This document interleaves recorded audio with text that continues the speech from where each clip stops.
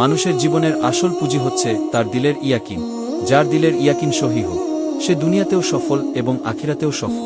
আম্বিয়ায়ে কেরাম আল্লাহর পক্ষ থেকে কালিমা নিয়ে এসেছেন এবং এর উপরই সারা জীবন মেহনত করেছেন, যেন মানুষের দিলের ইয়াকিন সহিহ হয়ে যায়।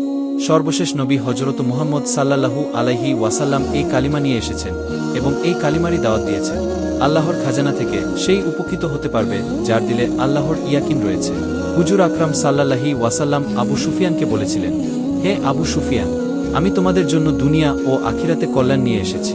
অবশ্যই তোমরা মৃত্যুবরণ করবে এবং পুনরায় তোমাদেরকে জীবিত করা হবে। তোমাদের মধ্যে যে ঈমানওয়ালা হবে সে জান্নাতে যাবে, আর যে কাফের সে জাহান্নামে যাবে।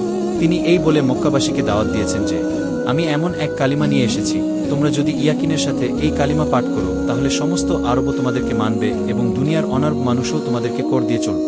যখন মক্কায় মুসলমানদের জয় হয়েছে তখন আল্লাহ পাক এই ওয়াদা পূর্ণ করেছে। সাহাবায়ে কেরামের জামানাতেই সমস্ত আরব মক্কার তাবেদার হয়েছে এবং অন্যরা তাদেরকে কর দিয়ে চলছে। সুতরাং আল্লাহর নবী সর্বপ্রথম মেহনত করেছেন যেন মানুষের ইয়াকিন সহিহ হয়ে যায়।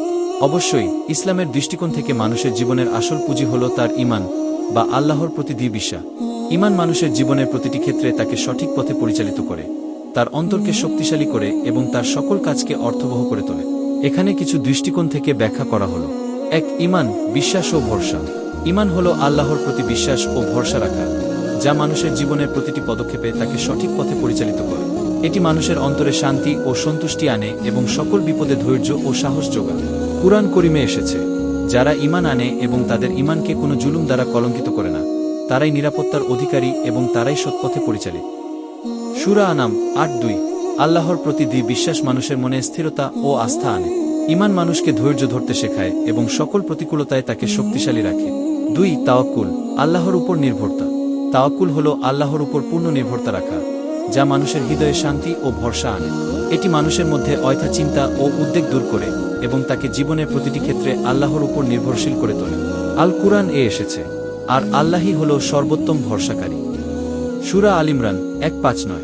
উদাহরণ, নির্ভরতা ও শান্তি। আল্লাহর উপর নির্ভরশীলতা মানুষের মধ্যে ভরসা ও শান্তি আনে। তাওয়াক্কুল মানুষের আত্মবিশ্বাস বৃদ্ধি করে এবং তাকে জীবনের সকল ক্ষেত্রে সাহসী করে তোলে। ৩. তাকওয়া, আল্লাহভীতি ও পুণ্য। তাকওয়া হল আল্লাহর প্রতি ভয় এবং তার আদেশ ও নিষেধ মেনে চলা। এটি মানুষের হৃদয়ে পবিত্রতা আনে এবং তাকে সকল পাপ থেকে দূরে রাখে। কোরআনের আলোকে, আর যে আল্লাহকে ভয় করে তিনি তার জন্য পথ বের করে দেন। সূরা তালাক ২। তাকওয়া মানুষের মধ্যে আল্লাহর প্রতি গভীর ভীতি সৃষ্টি করে, যা তাকে সঠিক পথে পরিচালিত করে।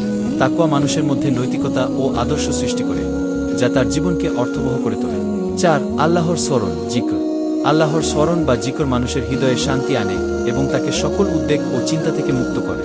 কোরআনের আলোকে, স্মরণে নিশ্চয়ই হৃদয়ে শান্তি লাভ করে। সূরা রাদ ২:৮। জিকর মানুষের হৃদয়ে শান্তি ও সন্তুষ্টি আনে। আল্লাহর স্মরণ মানুষের আধ্যাত্মিক উন্নতি সাধন করে এবং তাকে আল্লাহর নৈকট্য লাভে সহায়তা করে। ৫. প্রার্থনা ও দোয়া। প্রার্থনা ও দোয়া মানুষের জীবনের প্রতিটি ক্ষেত্রে তাকে আল্লাহর সাথে সংযুক্ত রাখে এবং তার সাহায্য ও সমর্থন লাভে সহায়তা করে। এ সম্পর্কে কুরআনে এসেছে, তোমাদের প্রভু বলেছে, আমাকে ডাকো, আমি সাড়া দেব। সূরা গাফির ৬:০। প্রার্থনা ও দোয়া মানুষের হৃদয়ে আল্লাহর সাথে গভীর সংযোগ সৃষ্টি করে। প্রার্থনা ও দোয়া আল্লাহর সাহায্য ও সমর্থন লাভে সহায়তা করে এবং জীবনের সকল বিপদে মানুষকে শক্তি যোগায়। মানুষের জীবনের আসল পুঁজি হল তার ঈমান ও আল্লাহর প্রতি দৃঢ় বিশ্বাস। এই বিশ্বাস ও আস্থা মানুষের হৃদয়ে শান্তি, শক্তি ও সাহস যোগায় এবং তাকে সঠিক পথে পরিচালিত করে।